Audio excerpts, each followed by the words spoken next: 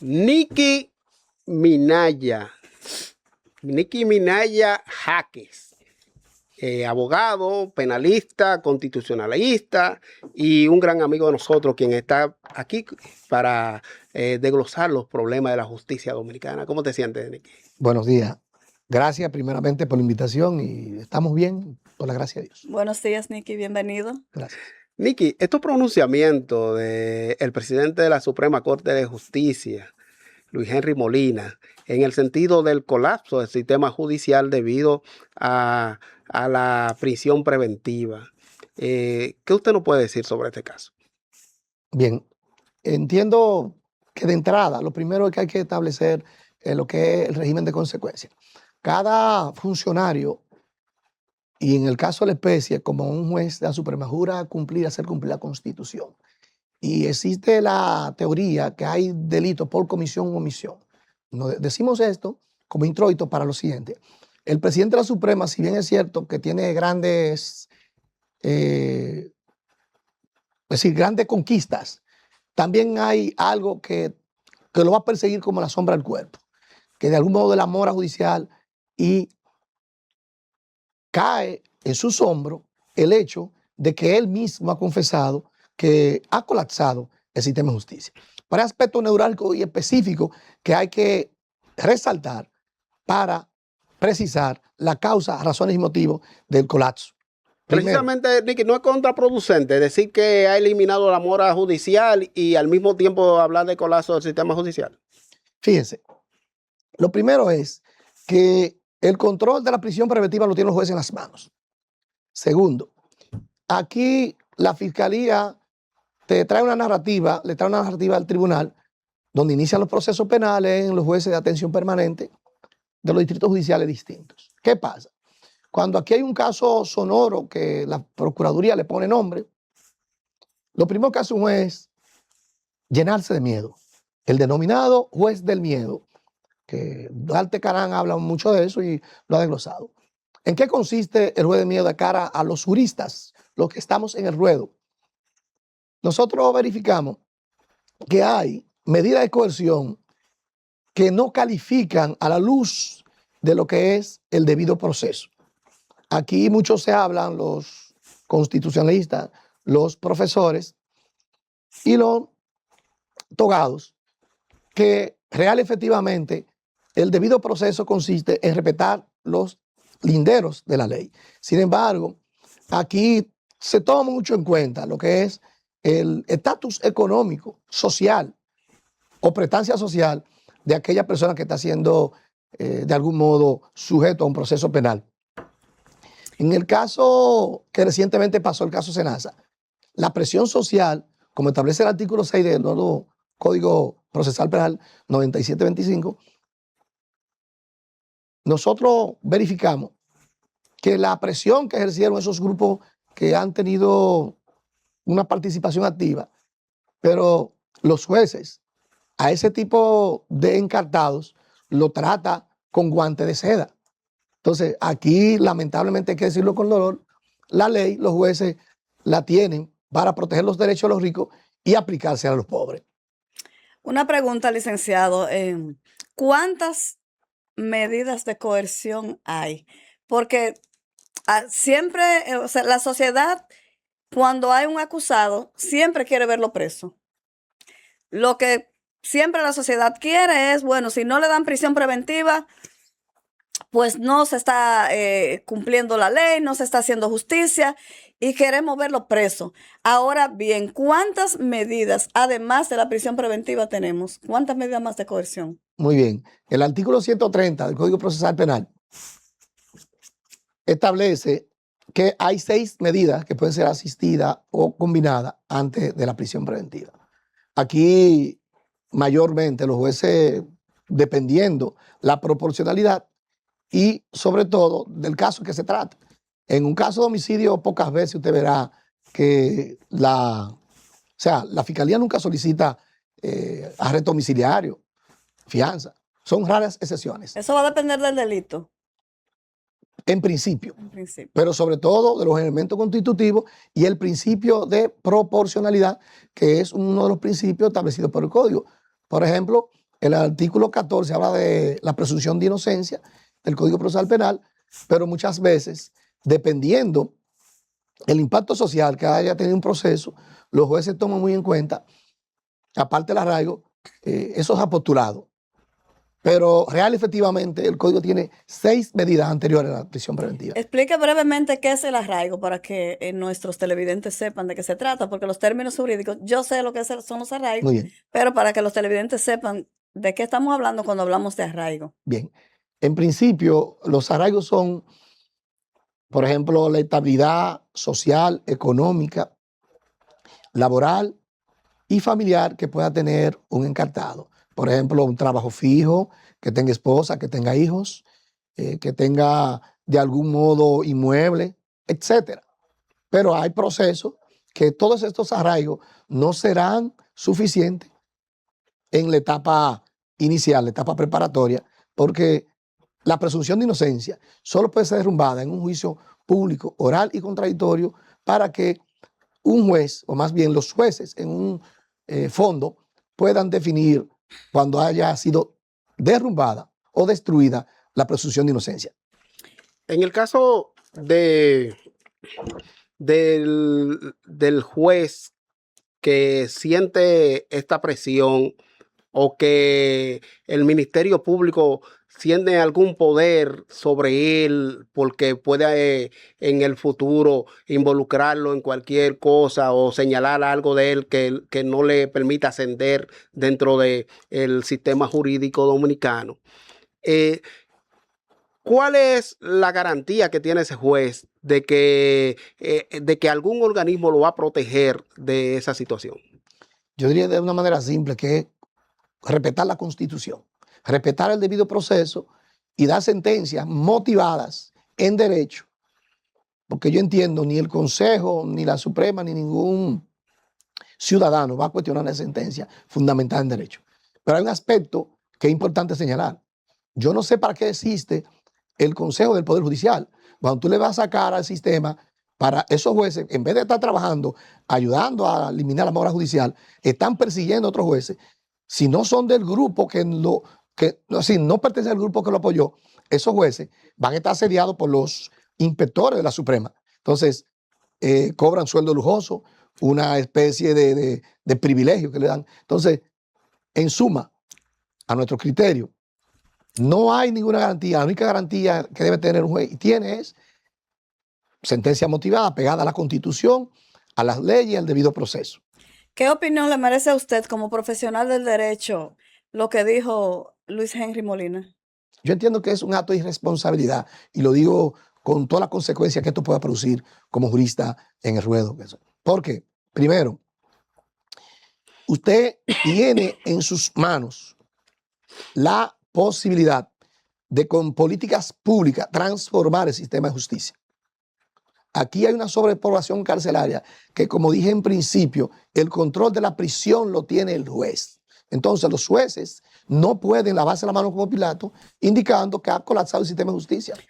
Si aquí hemos visto personas que por un salami caen presos, pero también hemos visto personas que se han robado 10.000, 12.000 millones de pesos y le tienen arresto domiciliario. Entonces, no hay un equilibrio. Entiendo que hay una desigualdad social en función del estatus económico. ¿Usted entiende que desde su rol él no debió decir eso? Yo entiendo que de algún modo debió haber sido una especie de globo de ensayo porque ya él está en prescripción de sus funciones.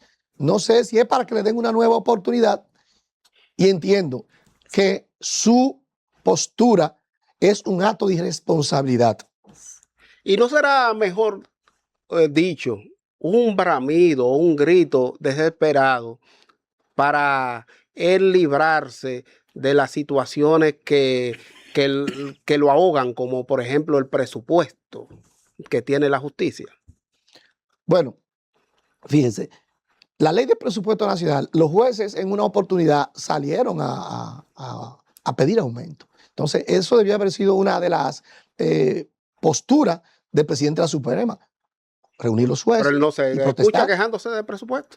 Entonces, él se dice y se desdice.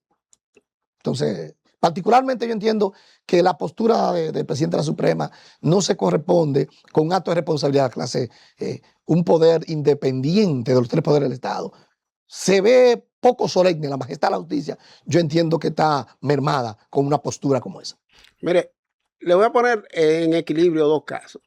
Es un caso de un funcionario de la DEA que supuestamente se dedicaba aquí a vender visas, pero en Estados Unidos, en el expediente que se le hizo, solamente tienen comprobado y documentado uno de muchos casos que dice el expediente que hubo. Pero ellos tienen documentado uno y ese uno le da para condenarlo y utilizan el que ellos pueden comprobar. Sin embargo, en República Dominicana, ya aquí cruzamos para este lado, en República Dominicana tenemos un ministerio público que te llena de imputación un expediente cuando no puede demostrar una de esas imputaciones que tiene ahí. Entonces, ¿qué hacer para que el Ministerio Público no cargue a la justicia con expedientes de esta naturaleza? Por ejemplo, en el caso Jean Alain, que tiene 13,000 páginas. Muy bien. Fíjese, cuando uno verifica todo eso, lo primero es que en razón de la pregunta que usted hace, si una persona ha cometido 3 o 4 delitos como vía de hecho, como tipo penal, con un solo que se pueda comprobar, demostrar, es suficiente para recibir una condena. Sin embargo, aquí ha habido un aspecto que la sociedad debe empoderarse con lo relativo al Ministerio Público. Fíjense, el artículo 15 de la ley 133-11, que es el Estatuto del Ministerio Público, se fundamenta en el principio de objetividad. ¿Qué pasa? Aquí, un hijo de Machempa, como decimos en algo popular, lo encuentran con un tabaquito de marihuana. La fiscalía, en vez de solicitarle un arresto domiciliario, que es una medida, una fianza, suele por lo general solicitar prisión preventiva. ¿Qué pasa?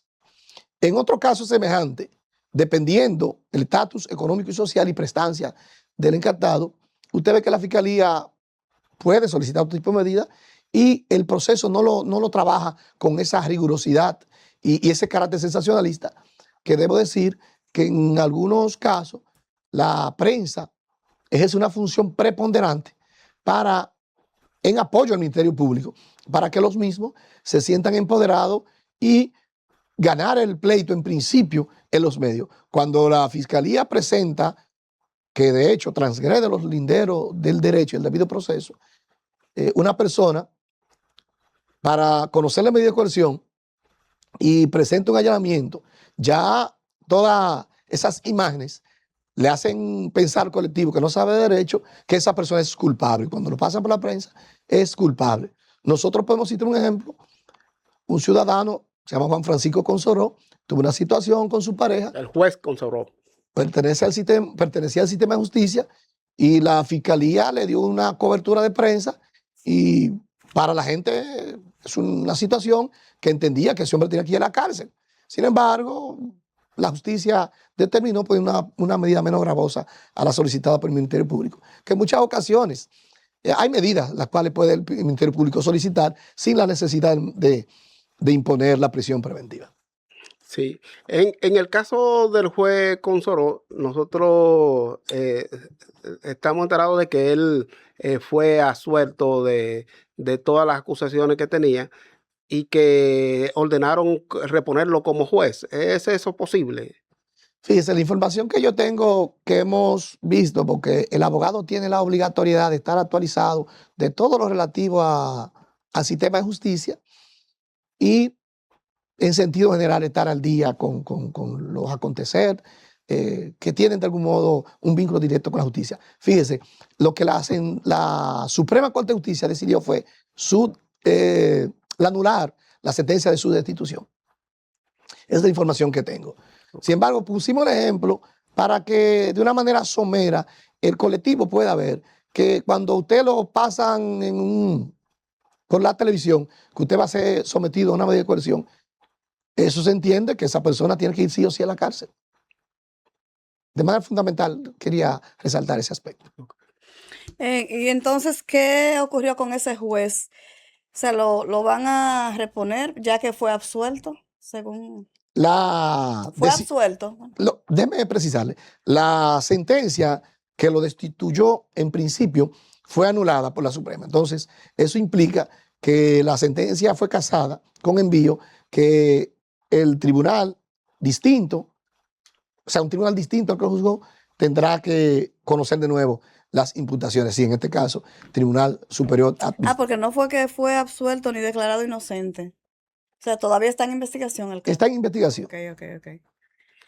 Y cuando ya, perdón, David, cuando un juez se ha visto envuelto o imputado de algún delito, es posible ya después, porque siempre el daño moral queda hecho ante la sociedad y más cuando ha habido algún escándalo mediático, ¿es posible que vuelva a ocupar su puesto? Si él no ha transgredido ninguna ley, obviamente que el imperio y el mandato de la misma tendrá que imponerse, la Constitución. Pero ahí hay un ejemplo. Por ejemplo, en el caso de Miriam Germán, que todos sabemos lo que sucedió con Jean Alain y ella terminó siendo la jefa del Ministerio Público debido a que todos sabían que todo lo que se había dicho durante esa audiencia pública en la que se puso una parte muy comprometedora de una ella. trama realizada contra ella en ese momento. Y mira, finalmente ella fue, no tan solo que se fue repuesta, sino que también terminó siendo Procuradora General de la República debido a esa situación. Claro.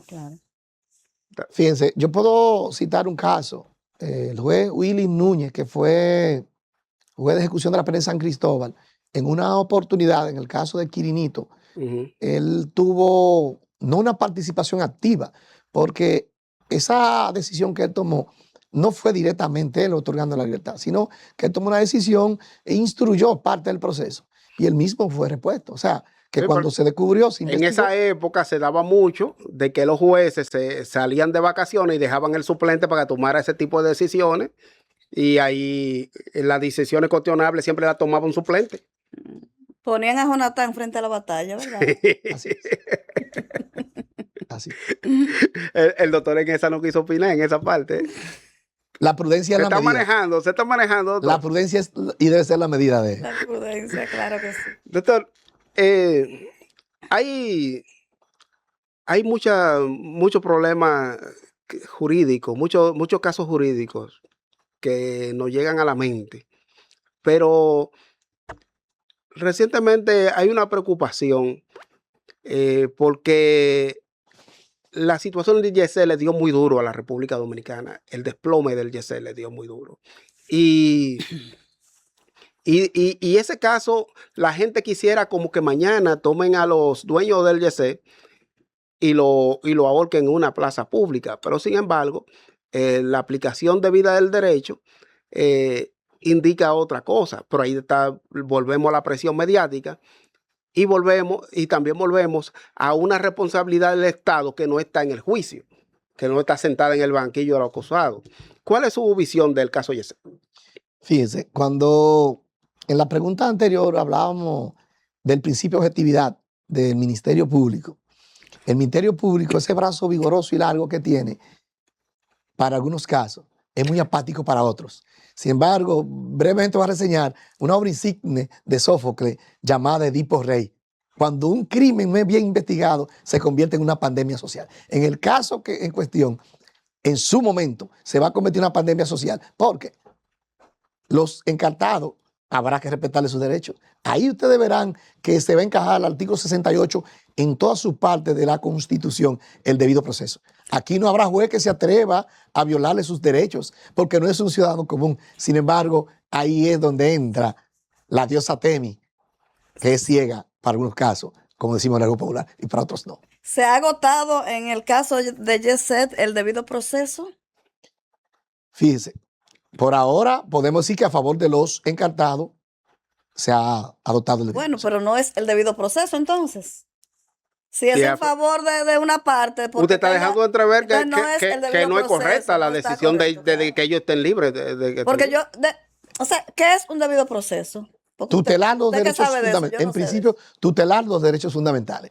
Lo que hacemos referencia es que en algunos casos específicos, la justicia de la balanza, o sea, la balanza de la justicia más bien, no es tan equilibrada, no es tan justa. Se inclina a según, como dirían en mi campo.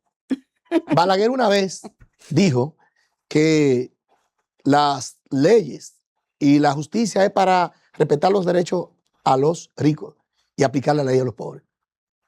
Los juristas que estamos en el ruedo, en muchas ocasiones sufrimos mucho. Porque cuando usted tiene un proceso que usted está íntimamente convencido en hecho y en derecho que es sostenible en el tiempo, usted poder verificar que esos tipos penales no se configuran como teoría del delito, que esos tipos penales son calificaciones jurídicas desproporcionadas y que no van de la mano real efectivamente con el debido proceso, uno se llena de indignación y de dolor.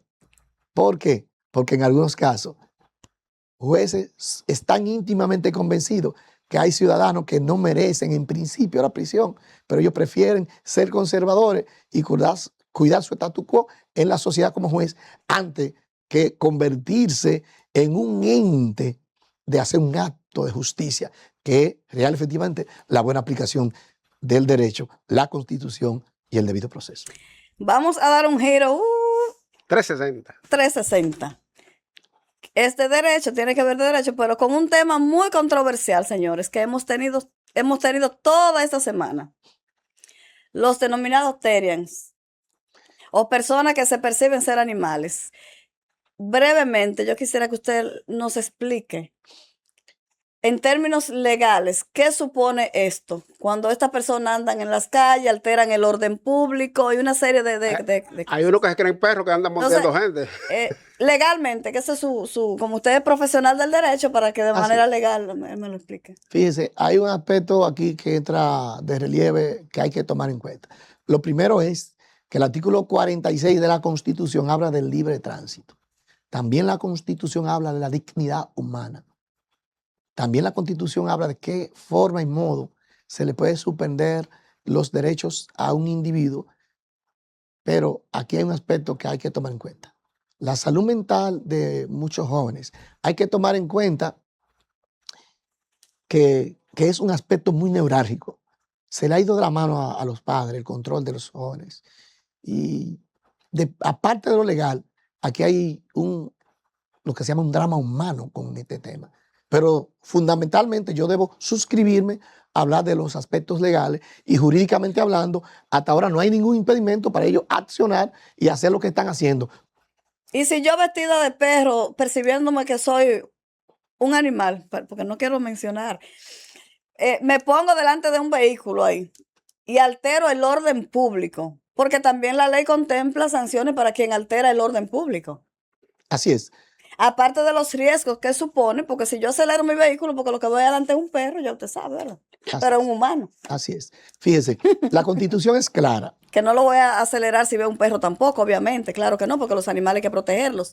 Pero en un caso de que una persona Entienda que es un perro. entienda que es un perro y qué sé yo, le dé una patada y lo espante, como mucha gente lo hace. Fíjese, es decir, la Constitución es clara y donde terminan sus derechos comienzan los de otros. O sea, jurídicamente hablando, esas personas tienen derecho. Lo primero que indicamos fue la dignidad humana, consagrada en la Constitución, y el libre derecho al Pero tránsito. alterar el orden público es un derecho. No, bajo ninguna circunstancia. Okay. Me refiero a que sus derechos están limitados y la Constitución dice de qué forma. Una vez usted transgrede la ley, usted es sujeto de derecho y la Constitución le es oponible a todos los sujetos. Mire, Nicky, ya nosotros... El viernes vamos a traer una persona a hablar de ese tema. Sí. Nosotros hemos llegado al final y queremos dejar una reflexión en términos jurídicos suya, pero también que en esa reflexión usted no incluya lo que sucede en el colegio de abogados, que últimamente la sociedad tiene una confusión, no se sabe quién es el presidente y cuál es la situación que ocurre allí. Muy bien, fíjese, un tema muy interesante. Lo primero es que en nuestro país la clase jurídica ha sido vista como un profesional más del montón. con dolor hay que decirlo. Sin embargo, la función social que ejerce la abogacía, como decía el Papa Paulo VI, hay 3 profesionales que tienen una trascendencia social. Hablo del médico, por su importancia.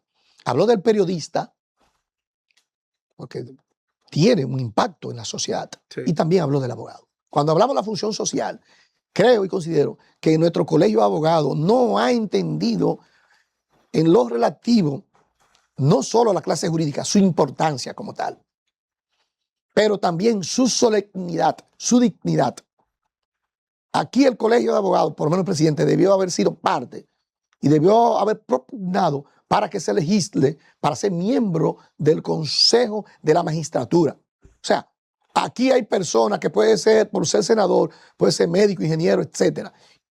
¿Y cómo un ingeniero puede elegir a un buen juez? ¿Cómo un médico puede elegir a un buen juez? Entonces, primero se requiere de una serie de modificaciones a la Constitución, a las leyes orgánicas, a los fines de incluir en el Consejo Nacional de la Magistratura el presidente del Colegio de Abogados. Pero el mismo, como tal, Tiene que darse a respetar. tiene que hacer respetar, porque aquí un abogado es un cual que sea, No puede ser ese para desorden un que hay. ciudadano sin conocimiento, porque cuando usted examina las leyes, usted dice, pero jurídicamente hablando, un abogado es una persona que te puede librar con una buena orientación, una intervención, ir o no a la cárcel. De manera que, de mi parte, entiendo que en nuestro país se requiere una especie de concienciación profunda, no solo para importantizar la carrera de Derecho, sino también para nosotros tener conciencia clara de la importancia de que cada ciudadano tenga conocimiento de la Constitución y sabe los límites del derecho y de sus garantías. Gracias, doctor, por haber venido. Encantado con su presencia aquí. Agradezco la distinción por la invitación. Ya saben, espérennos el viernes que vamos a estar hablando aquí con un experto sobre los llamados Teriens. No se lo pierdan. Hasta la próxima.